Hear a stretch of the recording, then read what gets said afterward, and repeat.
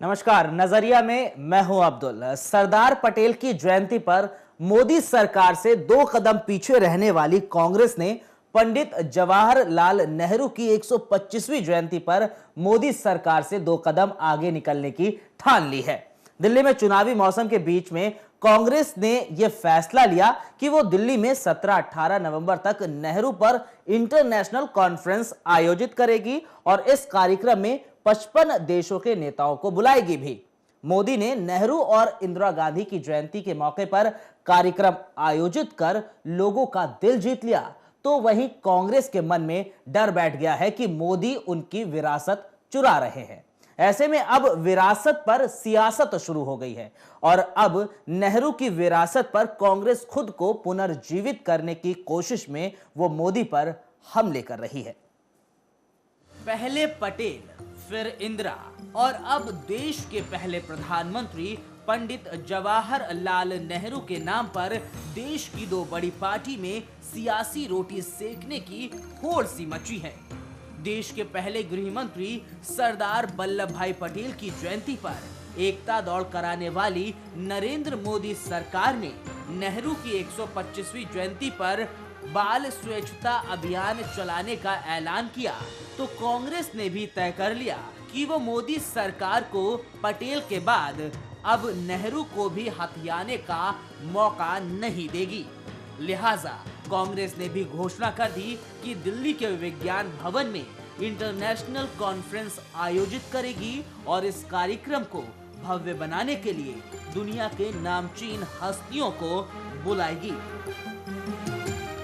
लेकिन हैरानी इस बात की है कि कांग्रेस ने इस कार्यक्रम में भी अपने देश के प्रधानमंत्री नरेंद्र मोदी को निमंत्रण नहीं भेजने का फैसला किया है।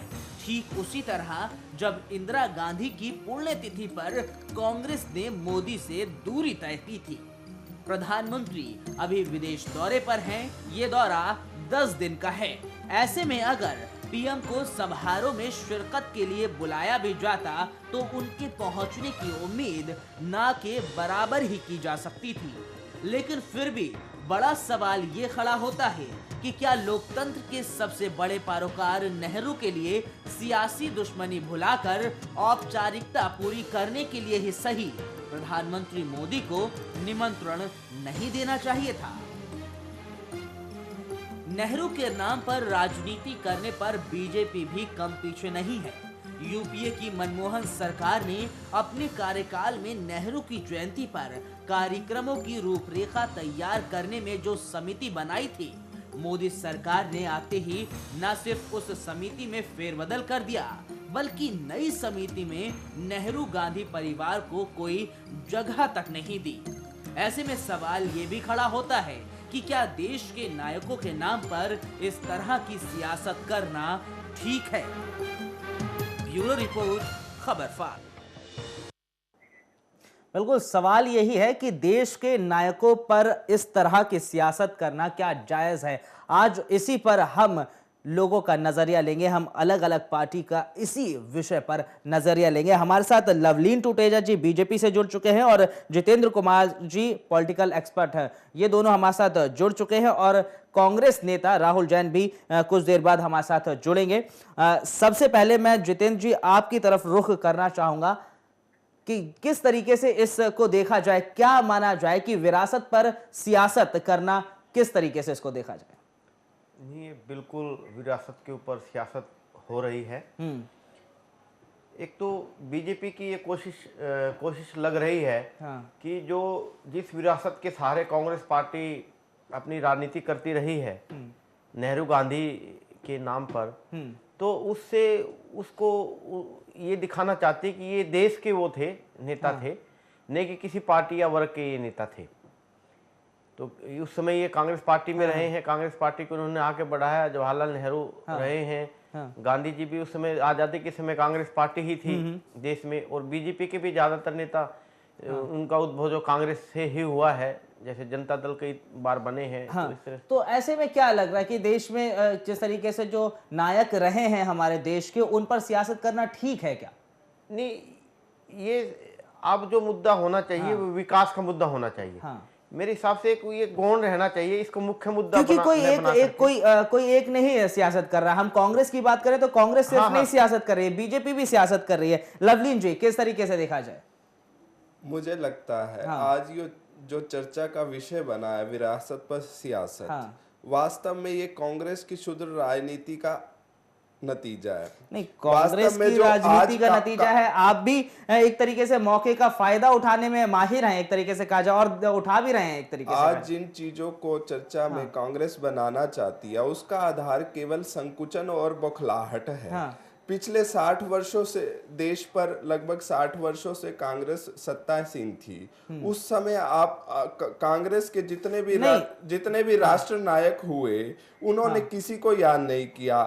जितने भी उनके लीडरशिप थी, बड़ी लीडरशिप थी, उन्होंने कभी किसी तरह का कोई कार्यक्रम देश के अंदर उनको सम्मान देने का नहीं किया।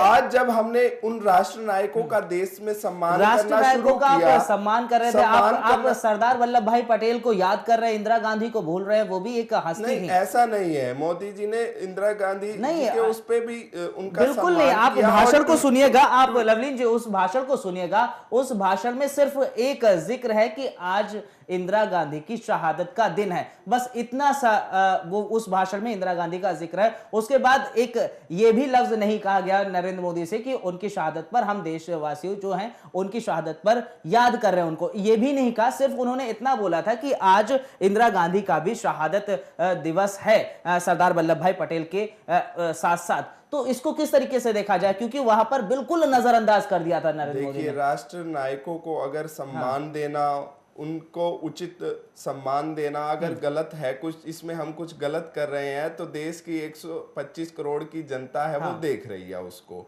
मेरा कहना इतना है, कांग्रेस ने विरासत पर जो सियासत कर रही है उसने विरासत की सियासत को आगे अच्छे से चलाया होता तो उसको उसके परिणाम मिलते। शायद कांग्रेस जो है विरासत पर सियासत प्रधानमंत्री नरेंद्र मोदी को देख के कर रही है, क्योंकि शुरुआत कहीं ना कहीं उन्हीं ने की है। क्या कहेंगे जितेंद्र जी क्या कहेंगे? ऐसा ही है, एक तरह से एजेंडे की शिफ्टिंग भी कह सकते हैं इसको, कि आज इस पर विरासत पर जो सियासत हो रही है, इस पे ये विषय जो आज बन गया है, ये विषय होना चाहिए था कि भी हम देश की स्थिति को कैसे सुधारें।